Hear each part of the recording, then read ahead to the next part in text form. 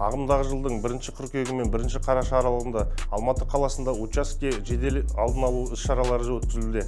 Іс-шара басталғалы бері Алматы қаласы полиция департаментінің қызметкерлерімен 8603 қару иесінің қаруды сақтау жағдайлары тексерілді. Тексеру барысында қаруды сақтау қағидаларын және оны тіркеу немесе қайта тіркеу мерзімдерін бұзудың 185-тен астам дерегі анықталды. Анықталған құқық бұзушылықтар үшін аталған қару иелері қолданыстағы заңнамаға сәйкес әкімшілік жауапкершілікке тартылды.